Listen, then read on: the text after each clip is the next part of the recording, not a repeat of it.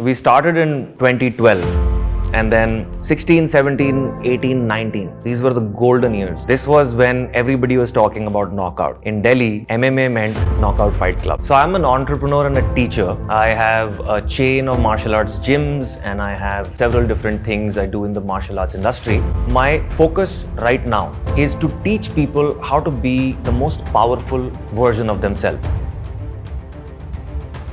In 2020, the world got hit with something that nobody could handle. All gyms, all dojos, all fight clubs were not allowed to operate. Once you become a martial artist, you always think in terms of what's the solution, how do you improvise? So immediately when the lockdown happened, of course, we started online classes. We were counseling all our people. Because in a martial arts academy, it's not just like you're a member or a client or a customer. It's a student-teacher relationship. You have your gurus there. So you were counseling them. We were telling everybody you have to take care of the elders in your house, and all of that we did. Money was coming in, everything was fine. But towards the end of it, around August, September, I got sick of being in this cage. I got sick of no action happening in the world. And it was so suffocating, and I could see it's not just suffocating for me, because I still had things to do. But there were so many people in the world, especially MMA fighters, people doing martial art, people who had left their hometowns and had come to Delhi or other cities to learn martial arts and build a career. Those guys were dying. They were rotting. Their whole life had been taken away from them. As somebody who's a leader in this domain, in this world of martial arts, MMA, I need to do something about it. Last 4-5 years, we had organized fight. We were doing events professionally. But all that had stopped now.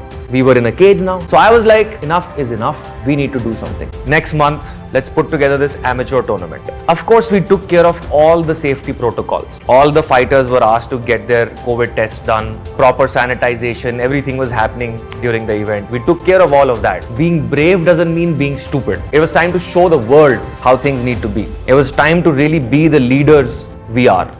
And I decided to organize the first knockout fight league. It was the country's only IMA sanctioned event. And that was also one of the motivations. I did not want to let the whole year go by without even one MMA event happening in India. At least one event has to happen in India.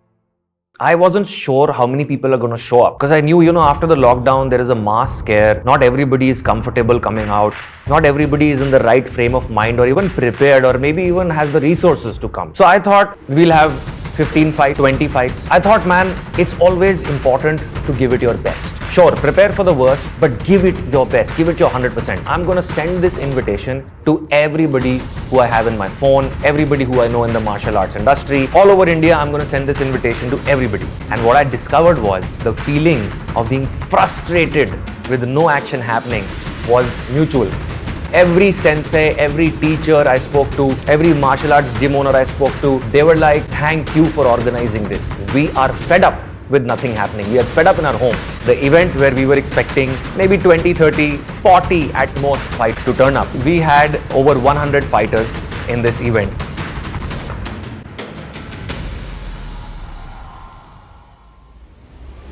The event was structured in a tournament style. There were different weight categories, and in each weight category you had qualification rounds, semi-finals, finals. Most of the fighters fought multiple fights. An MMA event, a lot of things go into making sure the event is happening properly. For example, you need a medical team, you need a legal team, you need judges, you need referees, you need a lot of professionals to make sure the fighters are being brought to the ring or the cage in a proper manner. So there's a lot that goes into it, and it's a very brutal sport. If you don't have any of these professionals, a lot of problems can happen. I'm so proud to say that we did it in a manner where we set benchmark. I really got to compliment my team members who worked as judges and referees and other officials. So guys like Parmesh Manni, Francis D'Souza, Amit Prajapati. These are some of Knockout's senior team members who've been with us for years and years.